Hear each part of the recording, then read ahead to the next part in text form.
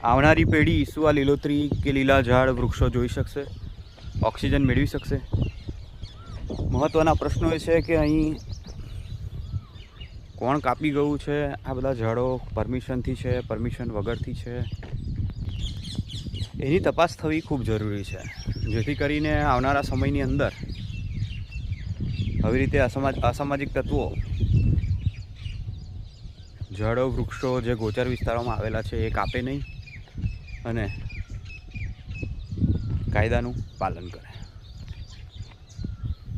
હાલ તો અત્યારે વિડીયોના માધ્યમથી આપને ફરીથી બતાવવા માગીશું કે જે હનુમાનજીનું મંદિર છે, હનુમાનજીના મંદિરની સામે જ બિલકુલ એક 10 મીટરના અંતર પણ નહીં હોય અને આ 25-30 ફૂટ ઊંચો આંબાનું વૃક્ષ કાપી ગયા છે કોઈ. તો શું આ જે અંદર પણ જે ગ્રીનરી દેખાય છે એ પણ બધી સમાધિની જગ્યા છે?